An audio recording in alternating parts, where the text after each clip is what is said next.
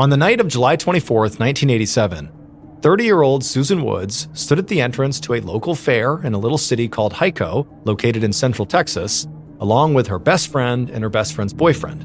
And the three of them were standing there trying to decide if they wanted to continue to stay here or leave. Now, as they're standing there, they can hear people having fun on all the rides. There's kids laughing and they're screaming. I mean, it's a Friday night. They had chosen to come here. This was the activity. But, so far the night had really not been that great. So Susan's best friend, whose name was Cindy Hallmark, and her boyfriend, whose name was Roy Hayes, had convinced Susan to come out with them and come to this fair because Susan's life of late had been really quite bad. She was in the middle of this very ugly divorce, and the new guy that she was dating had sort of wound up being very pushy when it came to physical intimacy, and so she had recently dumped him too, and so, Susan's life, certainly her relationships anyways, were sort of in rough shape.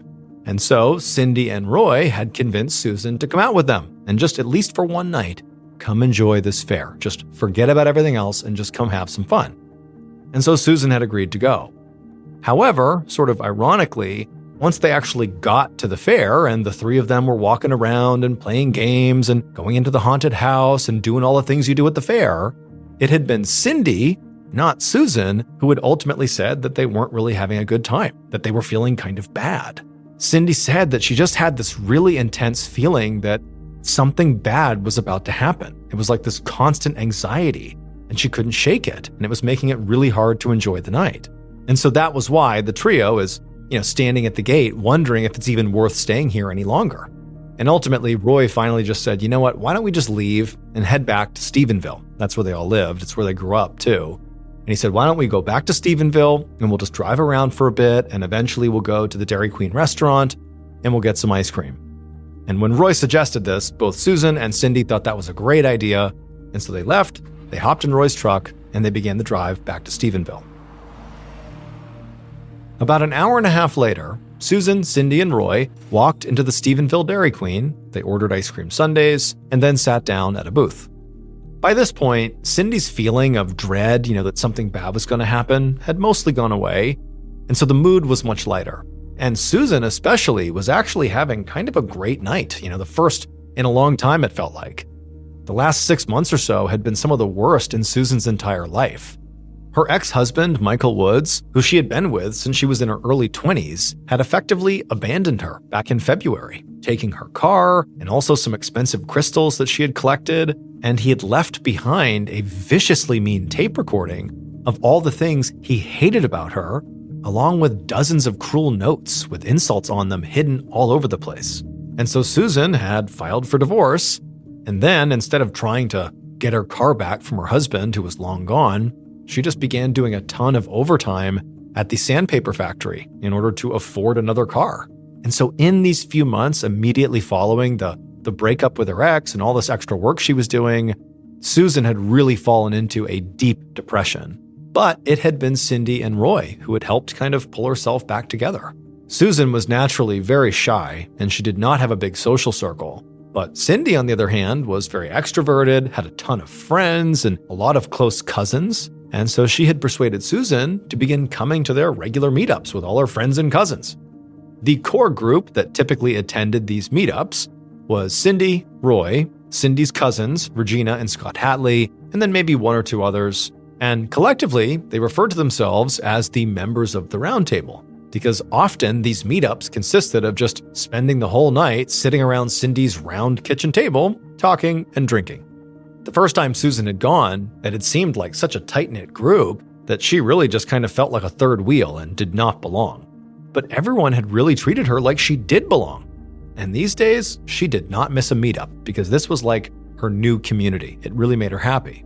And so slowly but surely, Susan had begun to feel better, largely because of these meetups. And so now, as she looked across the table at Cindy jokingly trying to force-feed Roy all this ice cream, Susan just smiled. Roy was this big guy, but he was losing the fight, and he had chocolate sauce all over his chin. They were just kind of goofing around. She just thought to herself, you know what?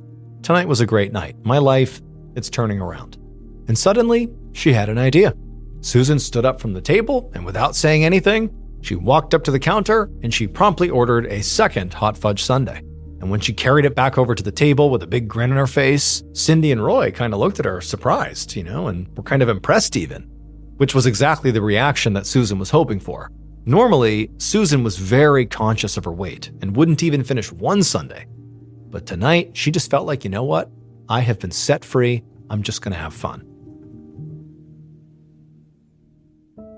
But unfortunately for Susan, the ice cream sundaes were really the last fun thing she got to enjoy that entire weekend, because she spent all day Saturday on the line at the sandpaper factory where she worked, and then all day Sunday she was grocery shopping, doing laundry, and straightening up the house. By about 8 p.m. Sunday night, she had put away all of her laundry, she had made the bed, and picked up the last few items off the bedroom floor. Her house was small, but it was finally starting to feel like hers again. When her ex-husband Michael had first left, even though he had gone 1,000 miles away to Indiana, she had felt afraid in her house, like he might suddenly come back. And so she'd actually had Cindy sleep over her house for a while to help her feel safe. And also she asked Roy to literally nail all her windows shut. But despite fortifying her living space, what Susan couldn't escape from were all these awful little notes that Michael had left behind and hidden all over the house. All these awful messages, just basically telling Susan all these terrible things about her and how much he hated her. She kept finding them all the time. But as of right now, the house was neat and tidy, and Susan by this point believed she had found, almost every note, or certainly close to every note. So, to celebrate, Susan headed over to the couch and sat down and turned on the TV. Her plan was just to watch a couple of shows and just enjoy the peace and quiet, and then go to bed, because tomorrow she would have to get up early for work. As she was sitting there, flipping through the channels trying to figure out what she wanted to watch, she heard a knock on the front door.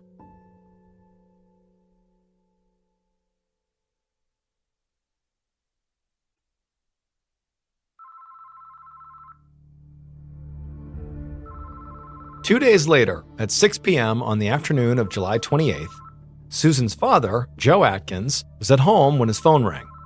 And when he picked it up, it was Susan's manager at the sandpaper factory, which was weird. The manager told him that he was calling because Susan had not shown up to work for the past 2 days, and nobody could get a hold of her. And so he was wondering if Joe knew where she was. Joe frowned and said no, he didn't know, but he would go find out. He hung up and he immediately dialed Susan's number.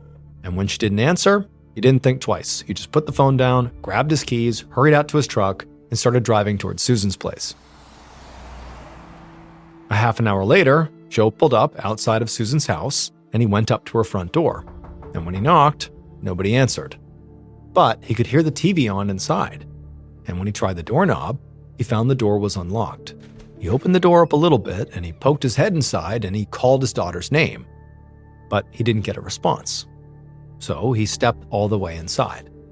The house was basically clean, except there were snacks out on the coffee table, and the TV was still on, and it was on pretty loud. But also, there were some cigarettes that had been burned out in an ashtray on the coffee table, and Joe knew his daughter didn't smoke. And so at this point, everything told him something is wrong. So Joe walked through the living room and into his daughter's bedroom. And his daughter was not in there, but the bed was a mess. The sheets and the bedding had all been ripped off and were sitting in a heap on the floor, and the mattress itself was hanging off the box spring. Joe was about to leave and search the rest of the house when he noticed the bathroom door in the bedroom was open. Joe forced himself to step toward the door, and as he did, his heart began to hammer in his chest. And then, when he leaned around the door and looked inside the bathroom, he just froze. For what felt like a very long time, but was very likely only a few seconds, Joe didn't move or breathe. Then, it's like he broke out of his fog, he stumbled backwards, he ran to the living room, grabbed the phone, and he called 911.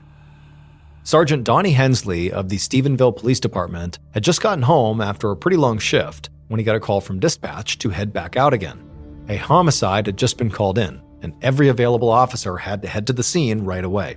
The dispatcher did not have many details, but they did know that the victim was a young woman and that she had been found by her father inside of her home. When Hensley got to the address, he found there was an ambulance there and a couple of fire trucks and police cars and a whole bunch of police officers that were already out and about stringing up crime scene tape. But he also saw someone that he was not expecting to see. It was a friend of his, a guy he knew who volunteered at the town's golf course. His name was Joe Atkins. So he walked over and he asked Joe, hey, what are you doing here? But the instant he asked that question, and when Joe turned around to look at him, Hensley understood why he was here. He suddenly remembered that Joe had a daughter, and based on the look on Joe's face, clearly his daughter was the murder victim. Joe had found her. Hensley was a hardened detective who had been to plenty of crime scenes by this point, and he had seen some terrible things. But the pure grief on his friend's face was too much for him to bear. He knew there was nothing he could do to take Joe's pain away. So instead, without saying anything, Hensley took Joe's hands, and the two men just stood there and prayed. And then after a few minutes, he let go of Joe's hands, and then he turned and walked up Susan's front steps to begin the search for her killer.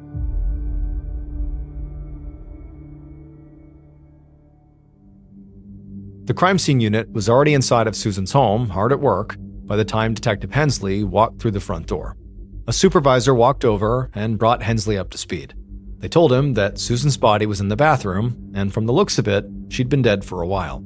The front door had been unlocked, and there was no sign of forced entry, which suggested that Susan may have let her killer inside. Detectives were now dividing up the house into quadrants to examine each part of the crime scene, and Hensley would be working primarily in the bedroom. But the supervisor warned Hensley that the crime itself was incredibly brutal, likely bordering on torture, and he should just mentally prepare himself.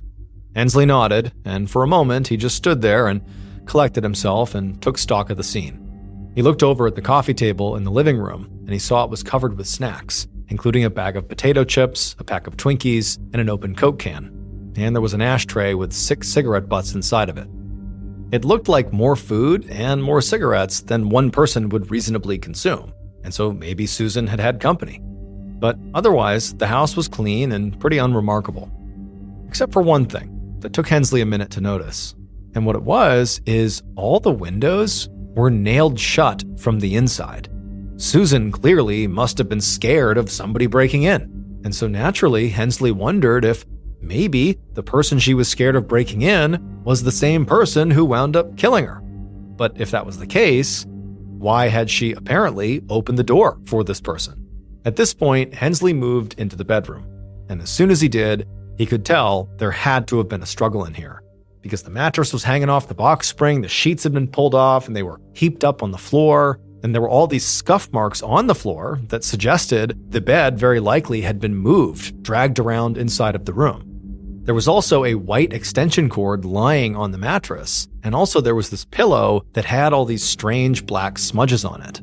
Hensley walked over and looked at this pillowcase, trying to figure out what the smudges could be, and then he realized it was mascara. The pillow must have been held over Susan's face to suffocate her. But when Hensley walked into the bathroom and saw what was in there, despite the warning he was given about how brutal it was, he still was taken aback and found himself gasping. Susan's body was draped over the side of the tub, with her head still in the water. Her hands had been tied behind her back using the sleeves of her own shirt. But other than that shirt, she was naked. At first glance, it was obvious Susan was dead, because her head and shoulders that were underwater were severely decomposed from being in the water. And the water was dark from all the blood. There also were all these streaks of blood on the floor that made it look like Susan had been dragged to the tub. There was also a raw red line across Susan's throat, like she had been strangled by something, perhaps that electrical cord that had been out on the bed. And so at this point, Hensley realized that whoever murdered Susan had likely sexually assaulted her, strangled her, smothered her, and then held her body underwater. I mean, this had been a savage attack committed by a monster. However, Hensley also realized that this monster, whoever had done this, had made at least one mistake, because one of the crime scene techs that was in the bathroom was pointing at the tub with excitement. And when Hensley looked at what they were pointing at, you could see perfectly clearly there was a set of palm prints, almost certainly left behind by the killer. The following morning at around 10 a.m., Sergeant Hensley walked into the Stephenville police station and promptly filled up a paper cup from the bullpen water cooler and drank it down. It was over 90 degrees outside, and he had just spent all morning and a lot of the previous night canvassing the neighborhood where Susan had been murdered. But despite all their efforts, they really hadn't gotten much. Susan had been found on Tuesday, but nobody had reported seeing her on Tuesday or the Monday before or the Sunday before, which left a window of 3 days for this murder to have taken place. One of Susan's neighbors did remember seeing a, quote, large framed man park his truck near Susan's house on Sunday night, but that described a lot of the men in Stephenville, so that didn't really narrow anything down. Now, the police chief had not yet assigned a lead investigator to Susan's case, but because Sergeant Hensley knew Susan's father personally, he was hoping to stay involved. So after drinking a second cup full of water, Hensley headed down the hall to the chief's office, where he asked to see Susan's autopsy report. The chief's secretary handed it over, and Hensley quickly began to thumb through the pages. But he quickly realized there really was almost nothing here that he didn't already know. The report confirmed that Susan had been sexually assaulted, but her body was so decomposed, it was impossible to determine exactly how or when she had died, although the coroner estimated she'd been in the tub for roughly 2 days. But right at that moment, another investigator named Lieutenant Ken Maltby walked up and grabbed the report right out of Hensley's hands. And before Hensley could protest, Maltby walked back to the bullpen and rapped his knuckles on a door frame to get everybody's attention. Then Maltby announced that he would be taking over Susan's case, so everybody else, Hensley included, should back off. And Hensley did not like this, not only because, he had this closeness with Susan's father, but also because he had a feeling that Maltby was only interested in this case because he thought it would help his career. However, Maltby outranked Hensley, and Hensley already had a full caseload of work, so there really was very little he could do here. So, with a resigned sigh, he headed back to his desk.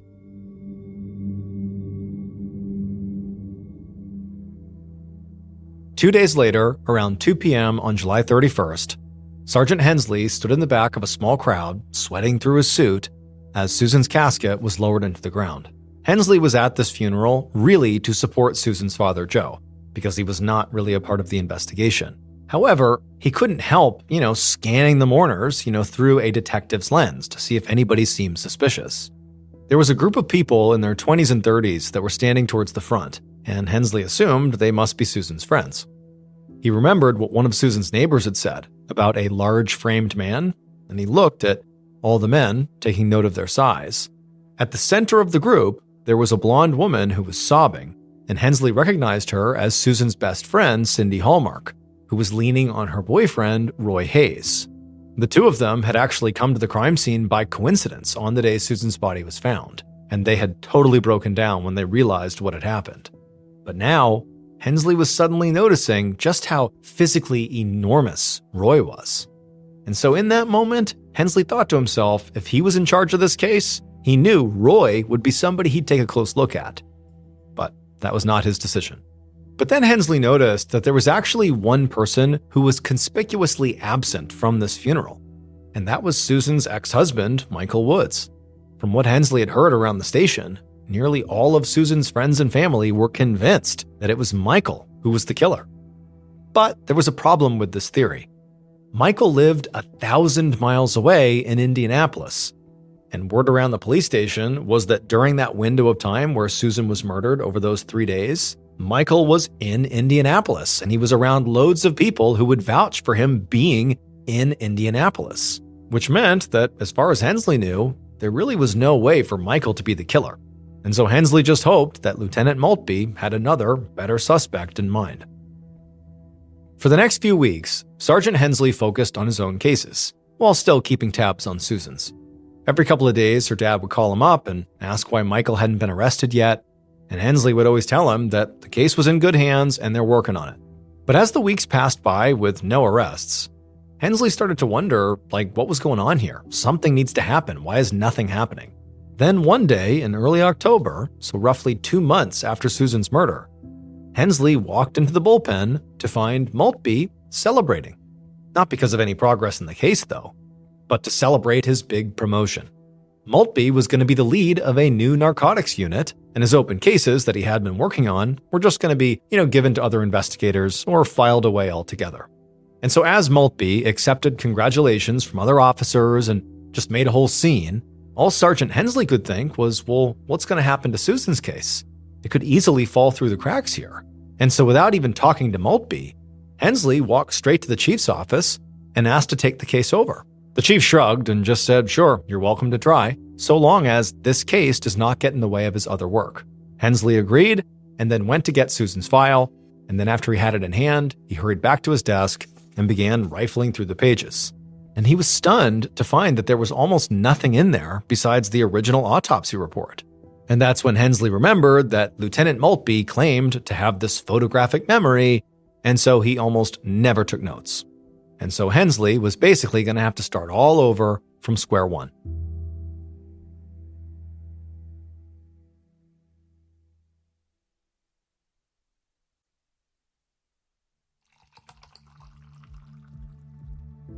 At 9 a.m. the next morning, Sergeant Hensley sat down in the kitchen of Susan's best friend, Cindy Hallmark, as Cindy poured them both a cup of coffee, and then Cindy started talking.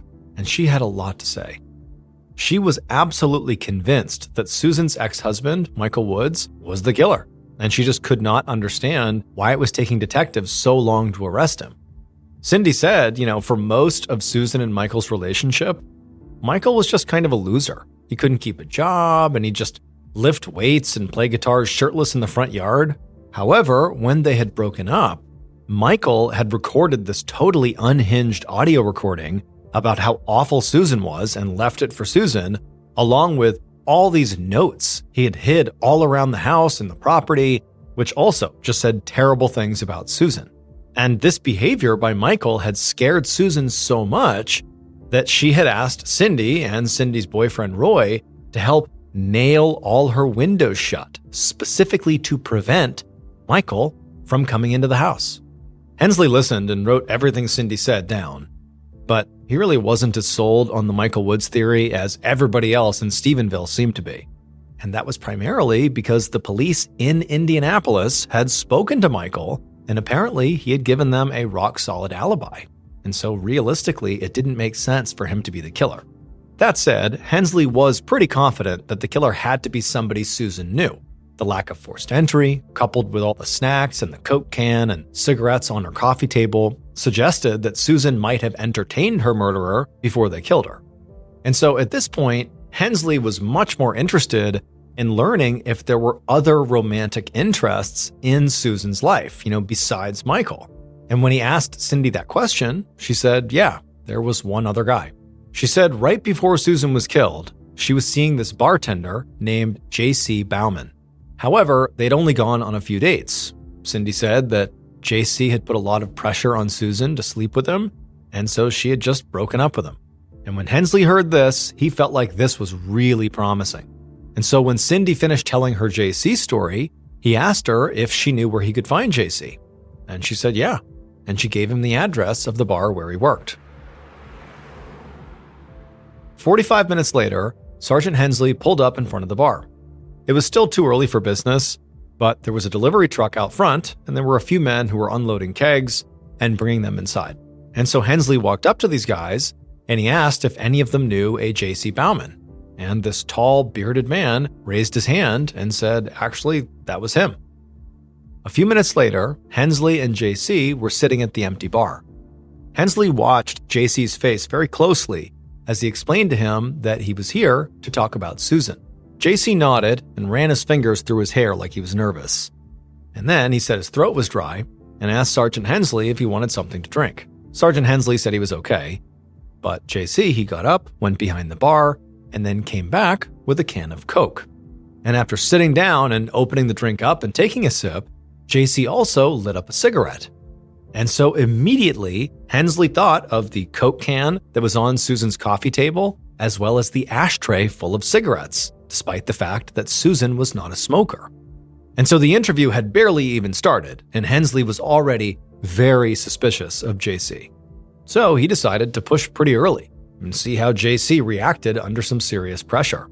And so right out the gate, he asked JC where he was on Sunday, July 26th, which was the day investigators at this point believed Susan was murdered, based primarily on the autopsy report.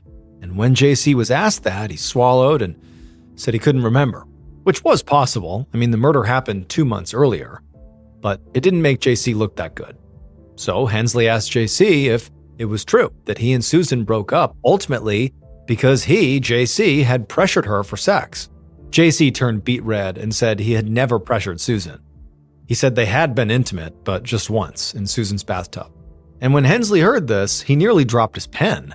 It seemed extremely suspicious that JC was claiming to have been intimate with Susan in the same bathtub where she was found dead. And so Hensley wondered if he was maybe trying to get ahead of the fact that his fingerprints would be found on or in that bathtub. Now, legally, Hensley knew he could not compel JC to offer up his fingerprints without charging him first. But he took a chance and just asked anyway. And to his surprise, JC said, "Yes, you can have my fingerprints." And he almost seemed relieved. He said, "Whatever you need to help solve Susan's murder, I'll do it." 2 hours later, Sergeant Hensley was back at his desk in the Stephenville police station looking at a card that had JC's finger and palm prints on it. And as he looked at it, he began thinking about those palm prints on Susan's bathtub. In 1987, fingerprints and palm prints were just much slower to process than they are today. And the closest lab that analyzed these prints was an hour and a half away in Fort Worth. And Hensley knew they were always working with a backlog, so his results could easily take months. But Hensley was not going to just sit around and wait, because he had one more suspect he wanted to talk to.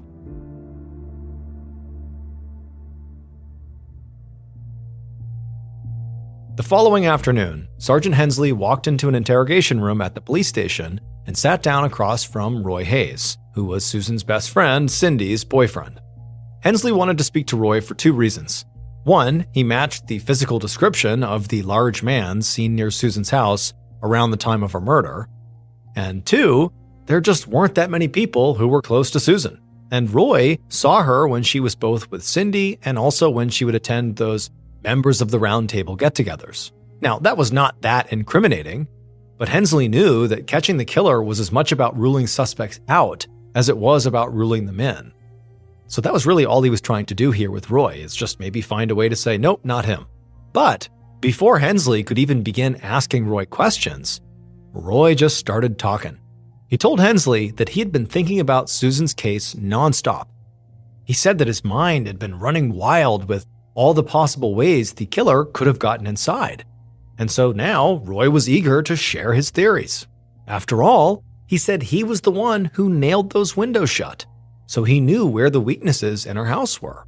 And so Hensley said, "Okay, let's hear your theories." And Roy began listing all the ways a person might be able to get inside of Susan's house, including what Roy said was the most promising, which was a 6-inch crack in the window above the kitchen sink. And as Roy did this, all of a sudden, he was at the top of Hensley's suspect list. And when Roy was done rattling off all the ways he would break into Susan's house, Hensley asked him, "Where were you on the evening of Sunday, July 26th? And Hensley watched as Roy's expression changed from very intense to surprised, as he realized he was now being asked for his own alibi. Roy started stumbling over another very long, rambly answer, and what he had to say ultimately just made him look even more guilty, because Roy told Hensley that on the night Susan was killed, he had been over at a friend's house playing a game called Dungeons and Dragons. So today, people know Dungeons and Dragons as a harmless fantasy role-playing game. But at this time in 1987, it was viewed very differently. In the late 1980s in America, there was this huge fear that certain games, books, and heavy metal songs were all linked to devil worship. The TV news ran regular stories across the country about how Dungeons and Dragons specifically encouraged players to cast spells and practice witchcraft. And the local paper in Stephenville had carried a full-page ad calling the game satanic. So when Roy told Hensley he had been playing Dungeons and Dragons on the night Susan was killed, Hensley immediately thought back to the horrible brutality of the crime scene. And he wondered if maybe Susan's murder could have been tied to some kind of dark ritual. And so Hensley looks at Roy and says, "Okay, well, are you prepared to give us your fingerprints?" And Roy said, "Yeah." A half an hour later, a very disappointed Sergeant Hensley watched Roy walk away from the station. Just like with JC, Roy had seemed incredibly suspicious at the start of the interview, but then he'd easily offered up his fingerprints like he wasn't concerned at all about whether they'd matched the killers. So Hensley was not sure what to expect in terms of results here. But he still sent Roy's prints off to the outside lab to be added to the queue behind JC's. Hensley was contemplating his next move when the station receptionist walked over and said that someone from the Indianapolis Metropolitan Police Department was on the line for him. They were following up on the inquiry he had made a few days earlier to double-check the alibi of Susan's ex-husband, Michael Woods. Hensley eagerly ran to the phone, and when he heard what the officer had to say, he practically jumped out of his chair, because according to the Indianapolis police officer, it was true that Michael said he had an alibi with lots of witnesses, but he had promised to provide the names and contact information for all those witnesses, and he had never done it. Which meant Michael's alibi, the same one Stephenville police used to rule him out as a suspect, or more specifically, they used the idea of his alibi, the belief that his alibi existed, that's what they used to rule him out. Well, clearly, it was totally unverified. Lieutenant Ken Maltby, who was in charge of the case when this decision was made, had just completely dropped the ball. Somebody had to check Michael's alibi.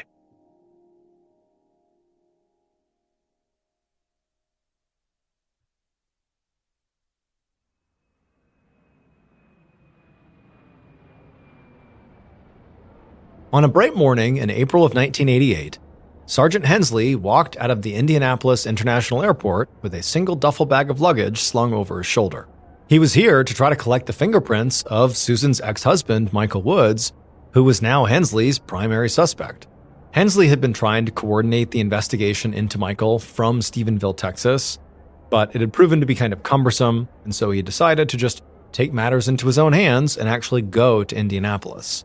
He knew Michael did not have to submit to fingerprinting unless he was charged with a crime, so Hensley had come up with a plan. He was going to put Michael under surveillance and wait for him to do something illegal. Maybe he gets into a fight or an altercation, or he buys some marijuana, or even jaywalked, anything. Hensley would use it as an excuse to arrest him and get his prints. For days, Hensley sat in an unmarked van outside the house where Michael lived, watching the front door through a telephoto camera lens. But Michael and his roommates seemed pretty boring. They barely even left the house. Hensley was beginning to think that his big plan to catch Michael doing something illegal was a huge waste of time. It just was not going to happen. But then one morning, he noticed some unusual activity in Michael's front yard. Michael and his roommates were laying out furniture and clothing on their front lawn, clearly getting ready for a yard sale. Sergeant Hensley was snapping photos of everything they were bringing out, and at one point, he saw something that gave him a rush of excitement. Because through his lens, he spotted these crystal figurines that appeared to be the exact same type of crystal figurines that Michael had allegedly stolen from Susan's house in Stephenville when their marriage had ended and he had left to go to Indianapolis. Hensley practically laughed out loud. I mean, this was too easy. This was his chance. So he called the local police, and they stormed the yard sale, and they arrested Michael for theft. 2 weeks later, now back in Stephenville, Sergeant Hensley walked into the police station to start a shift, and he found a manila envelope waiting for him. It had a return address that said it was from the Texas DPS Crime Lab in Fort Worth, Texas, where he had sent all of the suspect's fingerprints. Hensley ripped open the envelope and dumped the contents onto the table, and as he began looking through them, he realized the lab had already analyzed all 3 sets of prints that he had sent in. They were Susan's ex-boyfriend, J.C. Bauman, her best friend's boyfriend, Roy Hayes, and her ex-husband, Michael Woods. Now, at this point, if Hensley had had to guess who the killer was, he would have guessed Michael, because Michael is this estranged ex-husband who had left behind these terrible recordings and notes, and he had spooked Susan so badly at the end of their relationship, she had nailed her windows shut to keep him out. And then also, his alibi was sort of up in the air. They didn't really know if he had one or not. They hadn't been able to actually verify it or not yet. JC also had basically no alibi. He drank Coke and he smoked cigarettes, just like the killer had left in Susan's living room, or is believed to have been the killer who left those behind. And Roy, in virtue of playing Dungeons and Dragons, could potentially be involved in Satanism. and also he seemed way too eager to talk about how he might break into Susan's house. However, for Hensley, he felt like one of these three men is the killer. He's about to get his answer. But as he read through each of these reports, he went from exhilaration to confusion, and finally just total disbelief, because none of these prints that he'd submitted matched the ones from Susan's tub. Hensley wanted so badly to solve this case, to give Susan's father Joe, his friend, some closure. But now, he felt like he was totally out of ideas.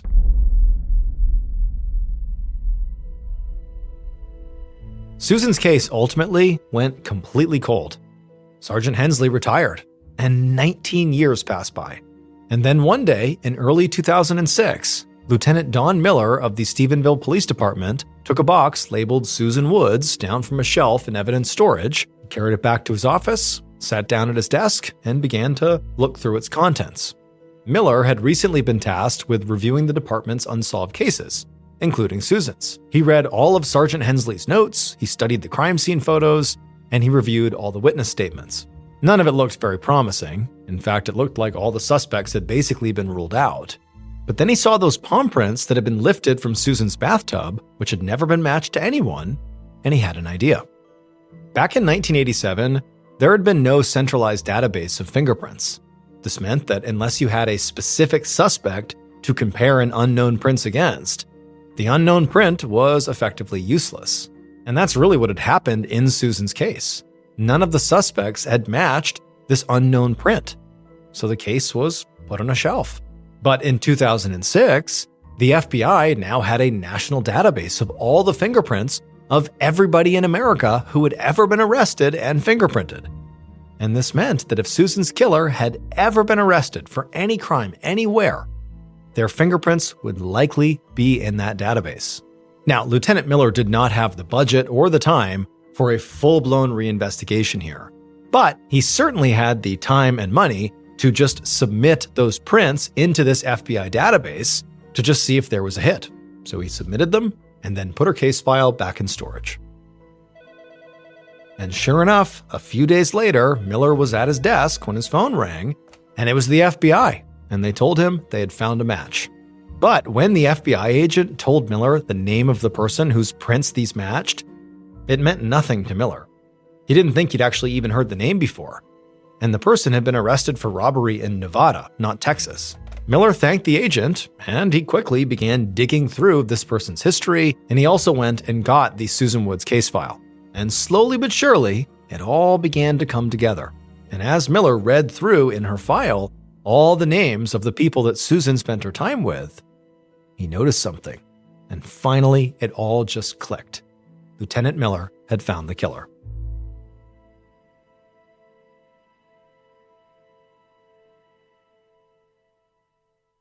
Based on evidence collected at the crime scene and the killer's written confession, the following is a reconstruction of what police believe happened to Susan Woods on the evening of Sunday, July 26, 1987.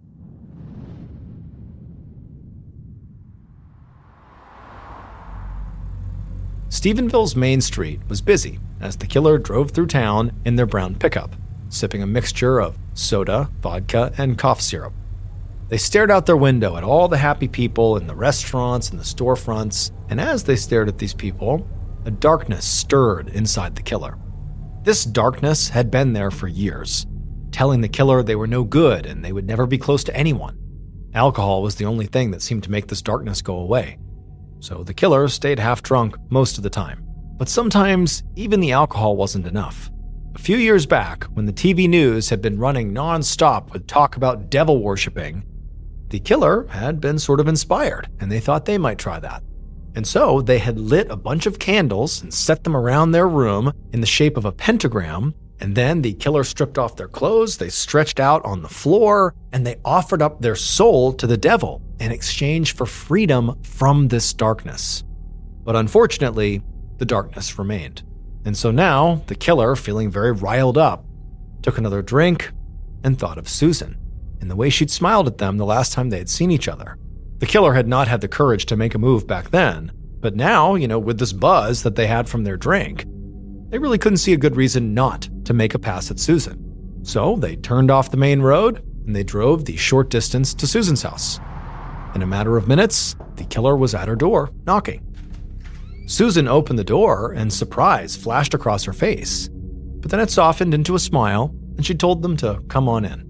Susan told them to get comfortable, and as they sat down on the couch, she went to the kitchen to get the killer a Coke and some snacks. Then she brought them back and she sat down on the couch next to the killer to talk and catch up. And that was when the killer made their move. They leaned in to kiss her. But Susan immediately pulled back, suddenly angry. The killer grabbed her, and Susan slapped them across the face. And right then, the killer exploded. And they lunged for Susan, and they dragged her kicking and screaming to her bedroom, where they would spend hours assaulting her. Finally, when dawn approached and Susan was still barely alive, the killer decided it was time to end this. And so as Susan lay there helpless, they grabbed that white electrical cord and they wrapped it around Susan's neck and they pulled it tight. And for a while, Susan fought, but then she went still. But the killer wasn't satisfied that she was definitely dead, so then while keeping the cord around her neck, they also grabbed a pillow and they pushed it over her head and they smothered her. And then when she really was still, the killer still didn't know if she was actually dead or not. So eventually, they dragged Susan's lifeless body into the bathroom, they filled up the tub, and they dumped her upper half into the water, and the killer held her there until they were certain she was dead.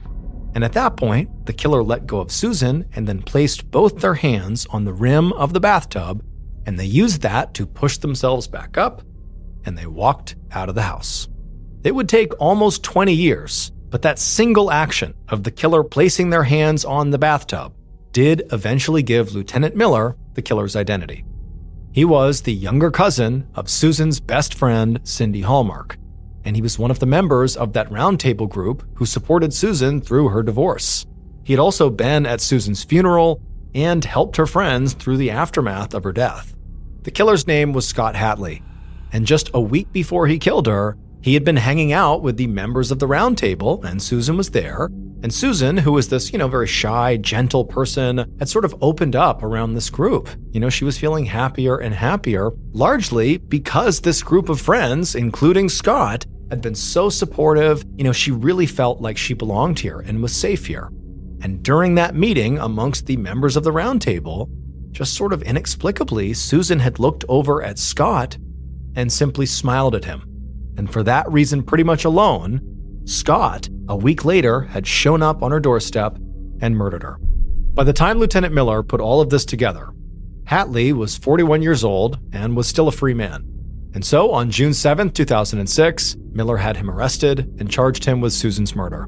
He would ultimately take a plea deal and was sentenced to 30 years in prison, but would only serve 11 years before he was released for good behavior.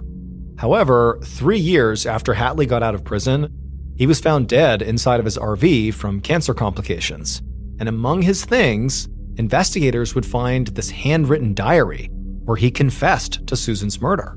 The pages were also filled with references to Satan and demons, and Hatley specifically wrote that some kind of outside presence had been responsible for pushing him to ultimately assault and kill Susan.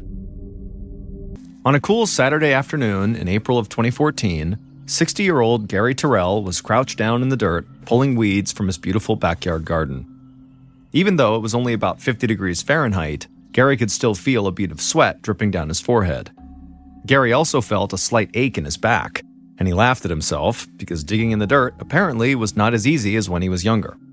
But even with the sweat and the muscle aches, there was still no place Gary would rather be than in his garden on a pretty spring day. Gary and his wife Jan had lived in their house in Springfield, Missouri for over 20 years, and the house itself looked a lot like the other homes in their small suburban neighborhood. It was red brick with a large first floor and a basement, but the landscaping at Gary and Jan's house made it stand out from all the other houses in the area. Landscaping had always been a passion for Gary and Jan. They had spent years working on their flower and vegetable gardens in the back, and they had filled the front yard with plants and various design accents like a concrete bench with cupids and hearts carved into it. Gary slipped off his gardening gloves, stood up, and stretched out his back. Gary was average height with graying hair and a receding hairline. Gary heard the back door open, so he turned and he saw his wife Jan walking towards him. She was carrying a glass of water, and she had a big smile on her face like she usually did. Jan was 61 years old. She had brown hair down to her shoulders, and she wore glasses. When Jan reached Gary, she handed him the glass of water and told him he should really take a break. So they sat down together on a bench, and they talked about what else they could plant to add even more color to their gardens. Then Jan took Gary's hand, and they sat there quietly, just looking out over their perfect yard. The truth was, the garden was much more than just another landscaping project to Gary and Jan. It had been like a sanctuary to them for years. Gary and Jan had met and fallen in love over 30 years earlier in the 1980s. Soon after they had gotten married, they started a family, first welcoming their daughter Jessica, and then their son, Jimmy. But when Jimmy was only a toddler, Gary and Jan had gotten the worst news they could imagine. Their little boy had been diagnosed with cancer. After Jimmy's diagnosis, Gary and Jan had moved to the house in Springfield to be closer to medical facilities for their son's treatments. But unfortunately, at the age of 3, Jimmy had passed away. Gary and Jan knew they would never get over the death of their son. But the garden they started in the backyard of their home became their quiet, beautiful place where they could go and sit and remember their son. And soon, it became a place where they could retreat from stress and pain and just spend time together. It really was their sanctuary. Over the years, Gary and Jan had started to heal as best as they could from the terrible loss of their son, and they both turned their grief into a desire to help others. Gary had dedicated his life to education and working with children. He had been a history teacher, a school principal, and then he had gone on to serve as the assistant superintendent in his school's district. Jan volunteered her time sewing and crocheting for cancer patients. And even though nobody other than Gary knew, Jan also paid for milk and food items at the local school cafeterias to help cover the costs for kids who couldn't afford to buy those things on their own. And even after Gary had retired from working in the school district for decades, he wanted to remain an educator. So he had taken a position at a local college as an adjunct history instructor. So as much as Gary and Jan loved to escape from the stress and grief of life by going into their garden, they both still believed it was their job to stay engaged in their community and to help others as much as they could. In the garden, Gary finished his water and cleaned up his supplies. Then he and his wife went inside their house. Jan sat down on the living room couch and called their daughter Jessica. Jessica was in her late 20s, and she lived about 300 miles away in Oklahoma City, Oklahoma. Jan and Gary still talked to their daughter just about every single day. Jessica would call her mom every morning, and her dad would text her every night before he went to bed. But lately, Jessica and Jan had been on the phone with each other even more than usual because Jessica was planning her wedding. And that day, Jan had called Jessica to set up a time for them to go wedding dress shopping together. They decided Jessica would drive up to Missouri in a couple of weeks, stay with her parents, and she and Jan would shop for as long as they needed until she found the perfect dress. While Jan talked to Jessica on the phone, Gary made his way through the first floor of the house towards his home office. It was true that the outside landscaping Gary and Jan had done over the years really did set their house apart, but the inside of their house was also very different from other homes. In fact, the inside of their home wasn't like anything anyone in the neighborhood had ever seen. The inside of Gary and Jan's house was like a small museum or a curiosity shop filled with all kinds of rare items. Gary loved world history. That's why he continued to teach the subject even after he had technically retired. But Gary's love of history had also turned him into an avid collector. At first, Gary had begun collecting things like old books or rare furniture pieces he found at garage sales. But over the years, Gary's collecting had turned into something way bigger than just a hobby. The walls on the first floor of the house were covered with shelves. And those shelves displayed antique handguns and rifles, Native American spearheads, first edition books, jars filled with old coins from all over the world, and countless other collectibles. On his way to his office, Gary stopped for a second in front of a large wooden table that displayed his prized possession, 3 rare 19th century scrimshaw walrus tusks. Scrimshaw was the art of hand-carving detailed pictures or intricate designs into bone or ivory objects like whale and walrus tusks. Gary looked at his prized tusks and he smiled. Each one was worth about $10,000, but their monetary value was not really why Gary loved them so much. As a collector, he had to work hard to track down these kinds of very rare items. He combed through catalogs, visited antique dealers, talked to other collectors, and still went to local garage and estate sales in search of rarities. So these 3 scrimshaw tusks represented a lot of time and effort by Gary. And the artwork and craftsmanship of these 3 pieces just totally blew Gary away. Gary stepped away from the walrus tusk display, walked down a hallway, and went into his office. The shelves in his office were overflowing with books. Some were hard to find and long out of print, and others were just books about history that Gary enjoyed reading. Gary sat down at his desk, and he reached over into a jar that was filled with all these silver coins. Like the walrus tusks, most of these coins were very rare and worth a lot of money, and Gary was on a mission to catalog all of them. Cataloging items in his collection made it much easier for him to trade with other collectors, because that way he knew exactly what he had, and he could give others a description of all the objects he owned. But cataloging coins was also kind of like sitting in the garden for Gary. There was something about the sound the coins made when they clinked against each other, and the time it took to determine exactly when and where each coin was from, that brought Gary a real sense of peace. Gary wasn't sure how long he'd been sitting at his desk cataloging these rare coins when his phone buzzed in his pocket, and it sort of snapped him out of his peaceful trance. He grabbed his phone and glanced down at the number that was calling him, and he saw it belonged to one of his closest friends, Mark Porter. Mark had been the superintendent of the school district back when Gary was the assistant superintendent, and the 2 men had gotten along really well. It turned out that Mark shared Gary's interest in collecting coins, so the 2 men had remained close friends even after they both had retired. Gary and Mark talked for a few minutes about maybe getting together for dinner soon, and then Mark asked how Gary's work with his latest coin collection was going. The truth was, Mark loved that Gary had this huge collection to spend his time on, but Mark also worried that Gary was a little naive about the world he'd been drawn into. Most collectors and antique dealers were like Gary. They were good people who just had a real love of history. But there were some people who saw collectors like Gary as very easy targets because they were in possession of items that were worth a ton of money. And there were times when Mark worried if Gary really knew enough about the different people he was reaching out to in order to make potential buys or trades with. It wasn't really clear if Gary actually understood if these business partners of his were good people with good intentions or not. On the phone, Gary told Mark that everything was going great with cataloging his coins and he'd be able to see if anyone was interested in buying them soon. And he reassured Mark that he would only work with reputable collectible coin dealers when the time came to actually sell them. Then the 2 friends agreed to meet for dinner the following week, and they said goodbye. Not long after Gary hung up on Mark, Jan walked into the office, and she told Gary that their daughter, Jessica, would be coming up from Oklahoma soon to go shopping for a wedding dress. Gary stood up, and he had a huge grin on his face.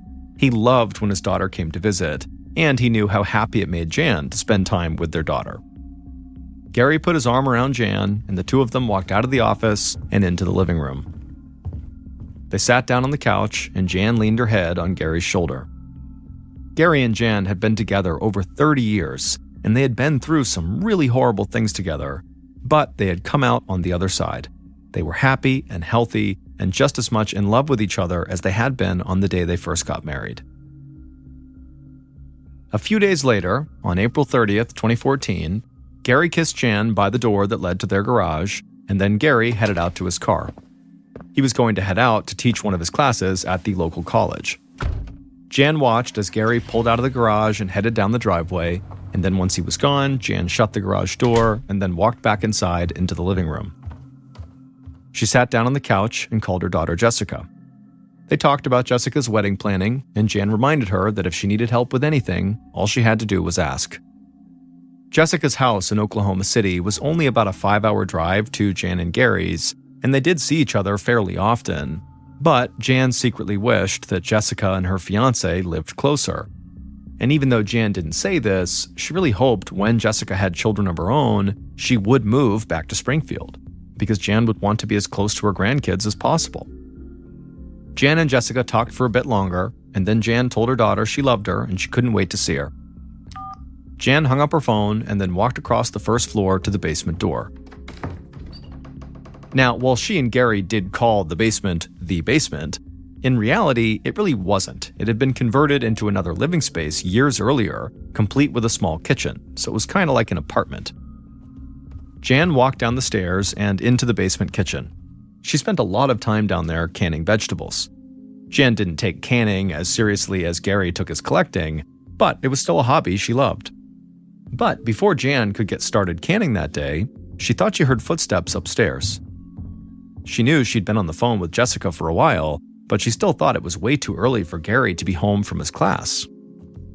Jan walked over to the basement steps and called upstairs to see if maybe Gary was there, but nobody called back.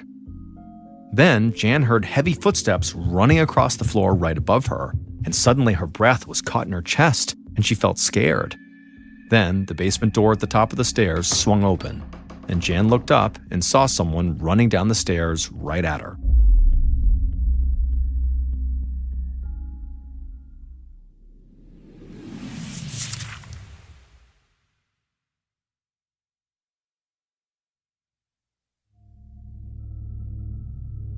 The next day, on May 1st, 2014, Jessica, Gary and Jan's daughter, nervously tapped her foot and stared down at her phone inside of her house in Oklahoma City. Jessica was starting to panic because she hadn't heard from either of her parents since she'd talked to her mom the day before, and that wasn't normal.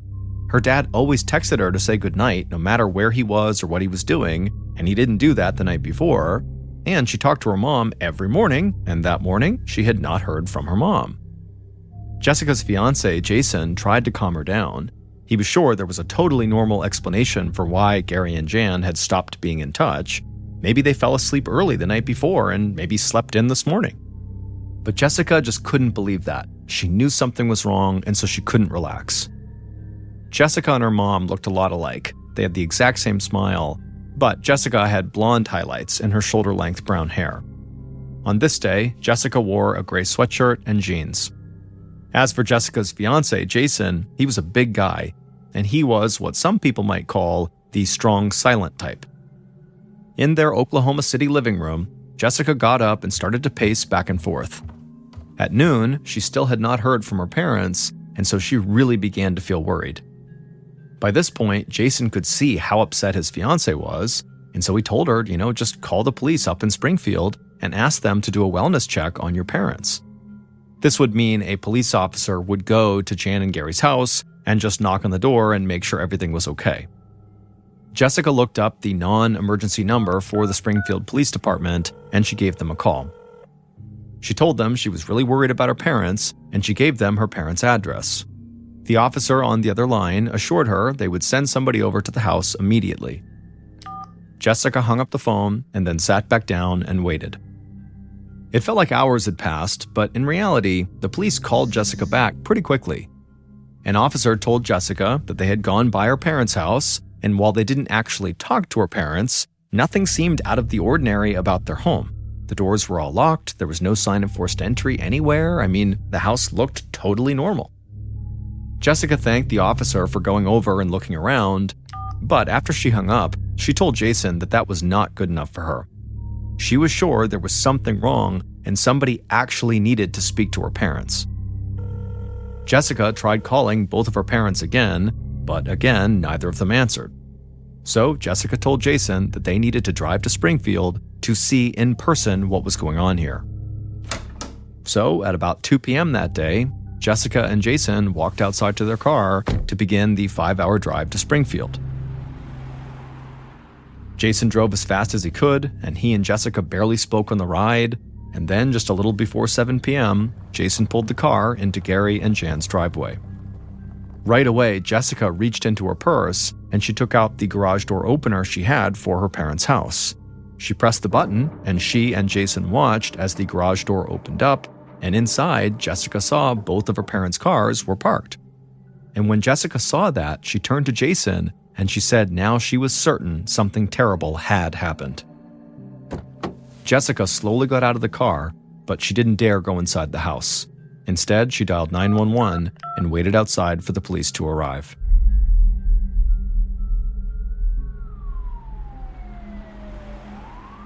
A few minutes after Jessica called 911, a police cruiser arrived in front of the house. 2 uniformed officers stepped out of the car, and approached Jessica and Jason, who were still standing outside in front of the house. The officers saw the garage door was open and that there were 2 cars parked inside. The officers asked Jessica and Jason if either of them had gone into the house. Jessica said they hadn't, but she was sure something was wrong. She also told them the door that led into the house from the garage was always unlocked. The officers told Jessica to wait outside, and then they walked into the garage. Jessica was right. The door in the garage leading into the house was unlocked. So the officers walked through that door into the house and made their way down a hallway towards the front of the house. And not far from the front door, they saw a man's body lying in a pool of blood with a gunshot wound to his chest. As soon as they saw this, one of the officers called into the station, and then both officers drew their guns and began slowly making their way through the rest of the first floor. The officers were tense. They had no idea if the shooter was still in the house. They didn't find anyone else on the first floor, so they made their way to the basement door, they opened it up, and began going down the stairs, again with their guns drawn. But before even making it halfway down the steps, the officers saw another body. It was a woman lying face down on the floor below. Even from a distance, they could see a gaping wound in the back of her head. Later that evening, Jessica and her fiancé Jason were still anxiously waiting outside. But this whole time, they had stood there and watched multiple police cruisers arrive one after another, and they had watched as police officers blocked off Jessica's parents' house with yellow police tape. One officer had told Jessica and Jason that 2 bodies had been found inside of the house, but those bodies had not been identified yet. However, Jessica knew it had to be her parents, and she'd be right. In the darkness, Jessica watched another car pull up in front of the house. This one was not a police cruiser, but a sedan. And out of the sedan came 2 tall, thin men wearing suits with buzzed brown hair. In the low light, the 2 men could easily pass as brothers. The men approached Jessica and Jason and introduced themselves as detectives Chris Barb and Neil McCamus of the Springfield Police. Like the first officers on the scene, the detectives learned that Jessica and Jason had not gone inside of the house before or after they called 911. Barb and McCamus asked them to continue waiting outside, and then the 2 detectives made their way inside of the house. Once they were inside, they joined the state forensics officers in the front room where Gary's body was lying. The detectives were immediately taken aback by the amount of blood that had pooled around his body, and they soon discovered that Gary had been shot and bludgeoned. While this type of violence was shocking to see, even for these experienced detectives, there were a couple of other things about the scene that really stood out to them. Gary's pants were pulled down to about the middle of his thighs, but Barb and McCamus didn't think it looked like someone had tried to undress Gary. Instead, they thought maybe someone might have dug through Gary's pockets after he was dead, and Gary's pants had sort of slipped off his waist. But Gary's pants being down were not remotely the strangest aspect about the scene. Forensics officers had found white dust and flakes all over Gary's body. It was clear to investigators that the dust was not cocaine or any other kind of drug, but they had no idea what it was. So, as forensics officers collected samples of the white dust for testing, detectives Barb and McCamus followed a uniformed officer across the first floor and down to the basement.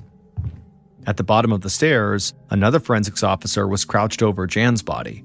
Barb asked if the wounds on Jan's body matched the ones on Gary upstairs, and the officer said only partially, because Jan had not been shot like Gary had been. Barb and McCamus crouched down, and just like upstairs, they saw the same white dust and flakes. They also saw a latex glove turned inside out on the floor, not far from Jan's body. The detectives left the forensics team to do their work in the basement, and they made their way back upstairs and through the rest of the house. Eventually, they went into the garage, and they saw a concrete floor-to-ceiling tornado shelter standing in the corner. Garage shelters like that were pretty common in the area because Missouri was part of what's often called Tornado Alley, an area of the United States that experiences a ton of tornadoes. But detectives Barb and McCamus noticed something strange about this tornado shelter right away. A combination lock had been added to the structure. While locks were not out of the ordinary for outdoor shelters, they weren't that common in garage shelters. because the idea that during a tornado, people would rush into their garage to get in their shelter and then have to fiddle around with a lock first just felt really unnecessary. And so Barb and McCamus walked over to the shelter to get a better look at this lock. And when they got there, it was clear someone had struck that lock over and over again in a failed attempt to get it to open. So the detectives were pretty sure that Gary and Jan had converted this tornado shelter into a sort of safe, hence the lock. And then whoever had killed them had then tried to break into this safe, meaning whoever had killed them knew Gary and Jan had converted the shelter into a safe. They knew where the safe was, and they very likely had an idea of what was inside of it. And so, for detectives Barb and McCamus, there was now one very obvious suspect, Gary and Jan's daughter, Jessica, who had apparently been so worried about her parents that she drove 5 hours to check on them, but apparently not worried enough to actually go inside the house.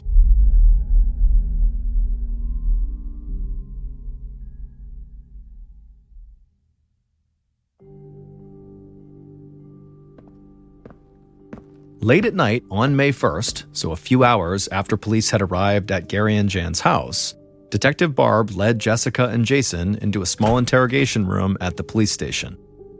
Barb motioned to a small wooden table that was pushed up against a wall that looked like it hadn't been repainted in decades. Jessica and Jason sat down at that table, and then Barb took a seat across from them. Barb was calm and measured, and he told Jessica how sorry he was about her loss. But he made it clear there were a few things that seemed really strange to him. Barb couldn't understand why Jessica and Jason had driven all the way from Oklahoma only to arrive at Jessica's parents' house, and then Jessica doesn't go inside to see if her parents need any help. But all Jessica would say in response to this was that as soon as she saw her parents' cars were in the garage, she knew something terrible had happened, and she didn't want to see it. And that was why she had just called the police and waited outside. Detective Barb nodded and jotted down a few notes on a pad of paper. Barb's face never gave anything away, but Jessica's reasoning still seemed very odd to him.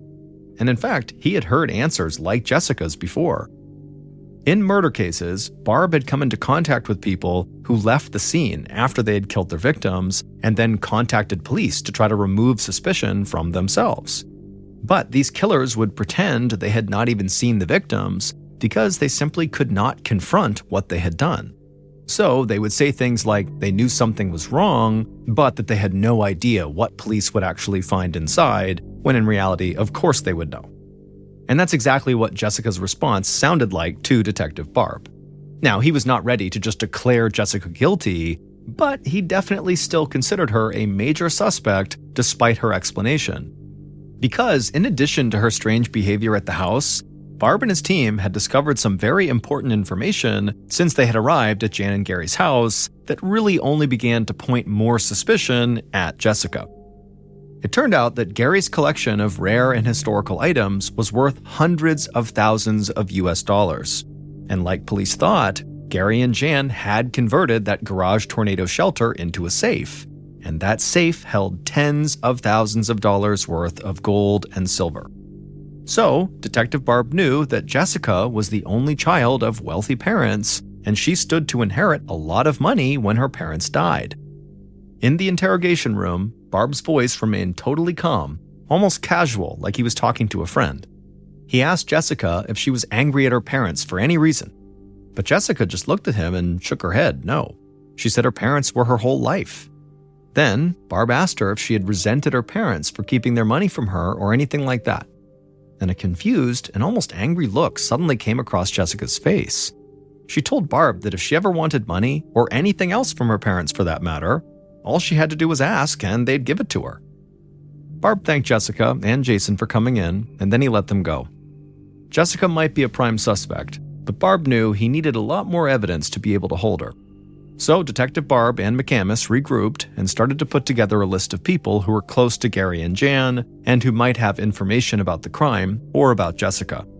And the first person they wanted to talk to was Gary's friend and fellow collector, Mark Porter. At 7 p.m. on May 2nd, the day after Gary and Jan's bodies had been discovered, Mark Porter sat in an interrogation room similar to the one Jessica and Jason had been in the day before. Mark was 53 years old, and he was tall and handsome with salt and pepper hair. Detective Barb was once again handling the interview, and he asked Mark if he knew of any friends or family that might have wanted to harm Gary and Jan. But Mark shot down that idea right away. People in the community loved Gary and Jan because they both spent so much of their time helping other people. And Mark said as for their daughter, Jessica, she loved her parents and had a great relationship with them. Before Barb could press him further, Mark said there was a much more obvious path investigators should be following. Mark said he was almost positive that Gary and Jan had been killed because of something having to do with Gary's collection. And he added that someone could have stolen stuff from Gary worth thousands of dollars, and it would be almost impossible to know it was missing because Gary had amassed such a large collection of all different kinds of rare items. Then Mark shook his head and fell silent. Detective Barb asked him what was wrong, and Mark just kept shaking his head. Then he looked up at Barb and said that he had seen at least one text message exchange between Gary and a potential buyer, and something about this exchange had just seemed off to Mark. Mark told Barb that he had tried to warn Gary not to go into business with this guy in the text messages, but now Mark said he wished he had really pushed Gary to truly walk away from that deal. Detective Barb thanked Mark for his time and for the information he'd provided. And after Mark left, Barb met with the rest of the investigative team. None of the investigative team were familiar with the world of collectors that Gary and Mark and others were a part of, but they all knew that when it came to things worth a lot of money, there were going to be people involved who would do anything to other people to get their hands on those items. Now, Barb needed to figure out if something, one of the collectibles or multiple collectibles, were missing from Gary's house. Police could go through Gary's catalogs, but there was no guarantee that everything Gary had ever collected would be listed in those catalogs, so this was going to be a really difficult chore. So Barb reached out to Gary's brother to see if maybe he could help. Gary's brother was a respected attorney in the area, and he was probably more familiar with Gary's complete collection than anyone, because he had helped Gary with legal and financial issues related to collecting some of these rare objects. Detective Barb wasn't willing to rule Jessica out as a suspect, but what Mark had said did make a lot of sense, and investigators started focusing on the murders as possibly being the result of a robbery, and they hoped either Gary's brother or the test results from the mysterious white dust they were waiting on would lead them to the killer. On May 10th, so 10 days after Jan and Gary's murders, their daughter Jessica stood at the front of a massive crowd that had gathered inside of a high school gym.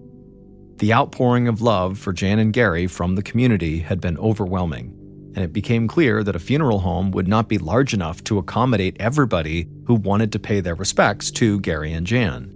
So the school district, where Gary had worked for decades, let the family use a local high school gym for a memorial service. But as Jessica listened to friends and other family members talk about how much her parents had meant to them, one thought kept coming into her mind. This was the day she was supposed to go dress shopping with her mom, and now her parents wouldn't even get to be there for her wedding, and they would never get to meet their grandkids. Jessica just started sobbing, and Jason wrapped his arms around her and pulled her face to his chest. The fact that Jessica had lost her parents was devastating, but Jason could not believe that on top of that, she also had to endure being a primary suspect in their murders. After the service was over, Jason stood by Jessica outside the gym as she greeted people she had known since she was a kid, and most of them were also appalled that she was being treated like a suspect. Finally, Jessica's uncle, so Gary's brother, approached them and gave Jessica a hug. He didn't believe Jessica would ever do anything to hurt her parents, but as an attorney, he understood why police had focused on her. After all, she was the sole heir to her parents' fortune, and she had acted a little strange at their house on the day that Gary and Jan's bodies were discovered. But he was sure Jessica would soon be crossed off the suspect list, and he was also determined to help police discover if anything really had been stolen from Gary's collection. In the following weeks, with Gary's brother's help, investigators started to believe they were getting closer to identifying Jan and Gary's killer. But they still needed more evidence to be sure they were right and to create an airtight case that would actually hold up in court. But as more time passed, The people who were closest to Gary and Jan put added pressure on the police because they felt like the investigation had started to drag. And on top of that, some of Gary and Jan's friends and neighbors had begun to get frightened because they had no idea if Gary and Jan had been the killer's only target, or if they too were also in danger.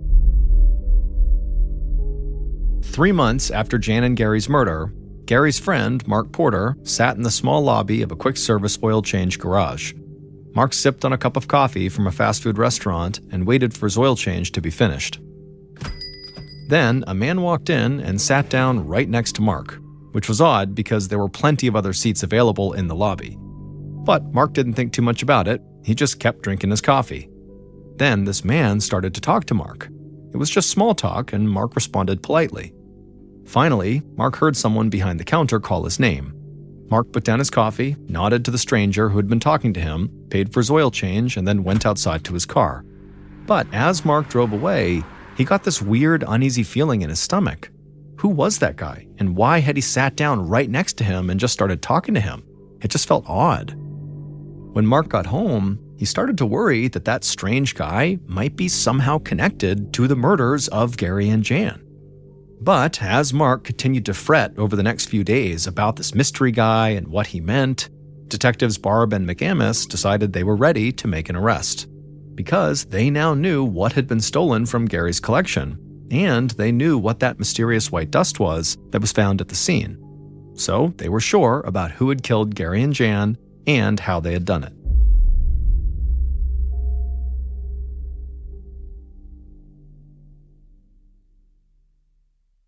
Based on evidence found at the murder scene, interviews conducted throughout the investigation, and the test results from the white dust and flakes found inside of Gary and Jan's home, here is a reconstruction of what police believe happened on the night of April 30th, 2014, when someone murdered Gary and Jan Terrell.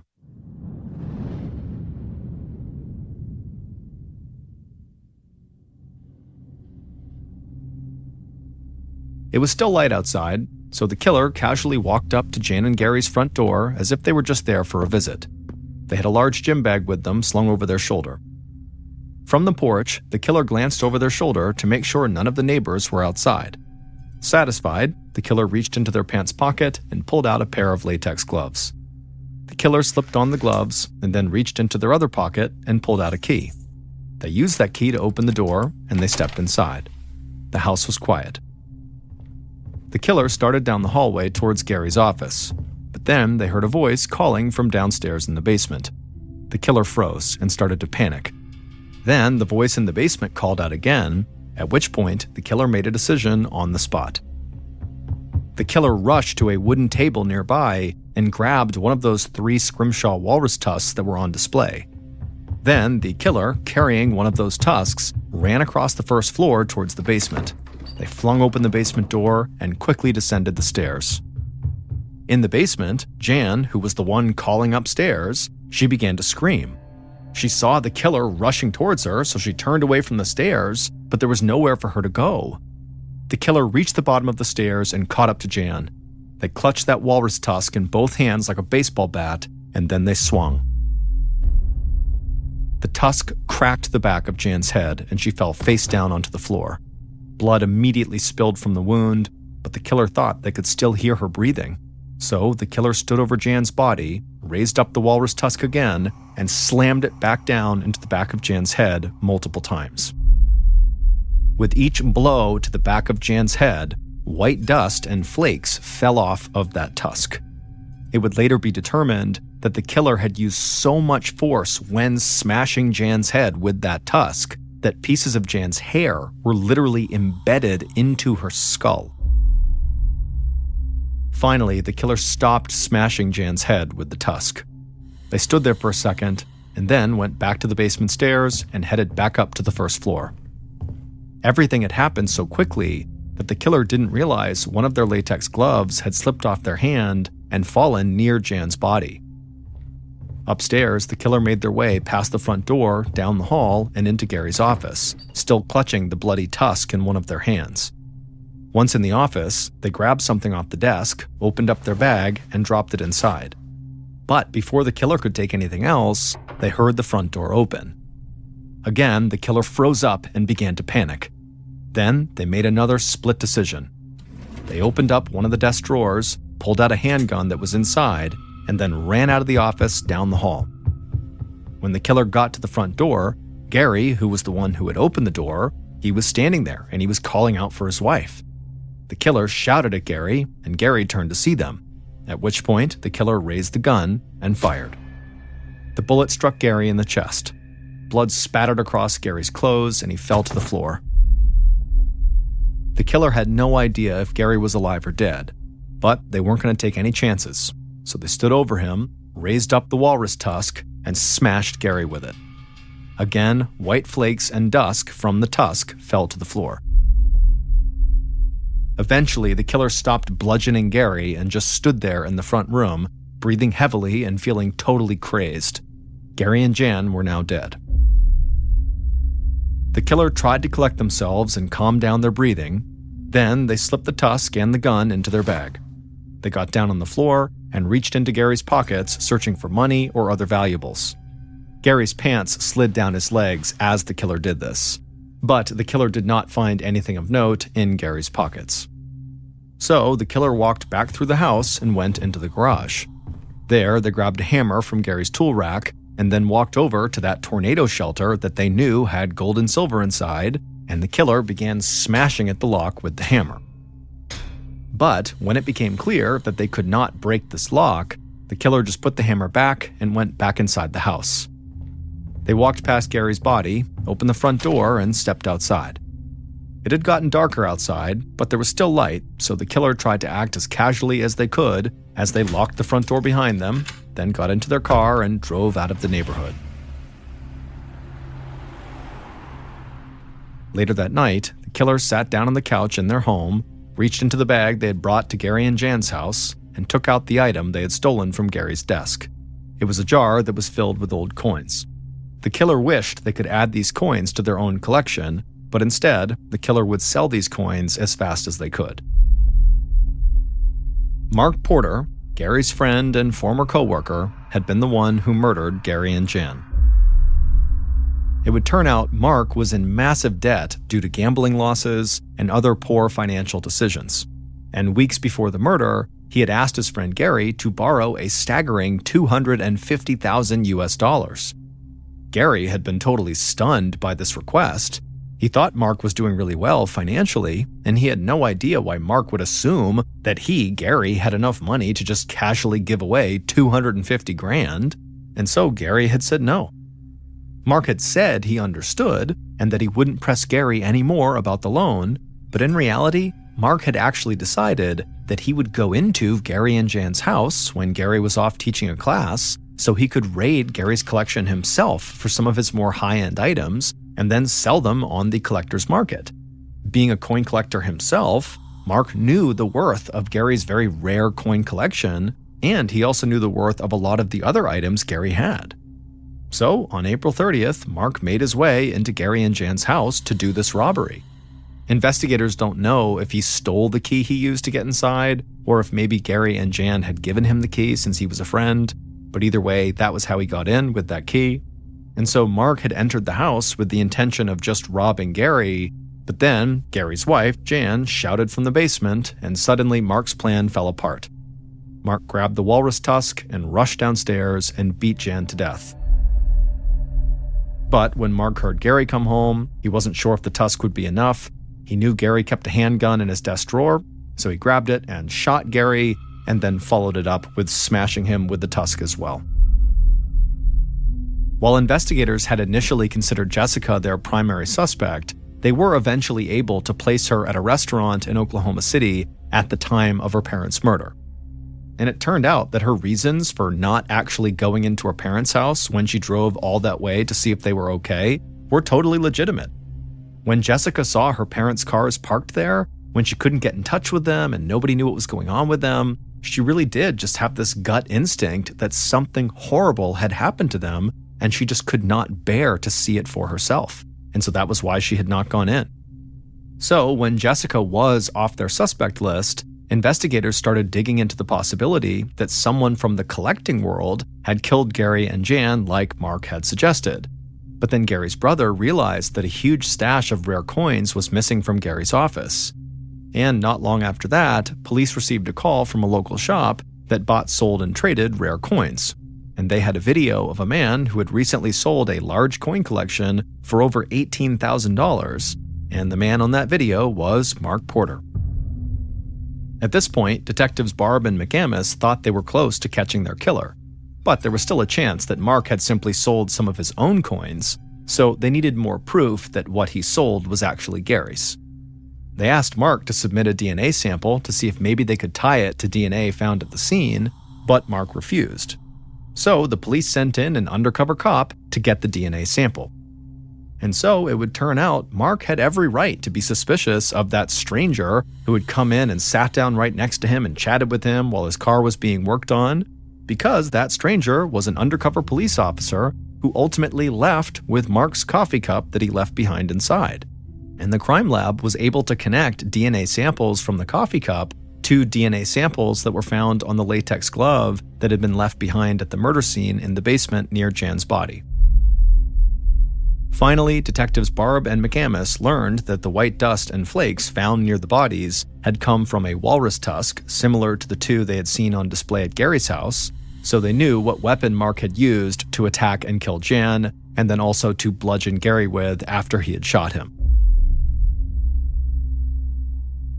Mark pleaded guilty to second-degree murder and received 2 consecutive life sentences.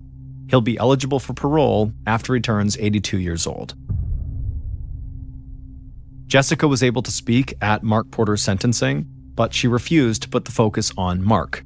Instead, she focused on her parents, saying she would miss her parents' advice and their laughter, and she would miss telling them she loved them.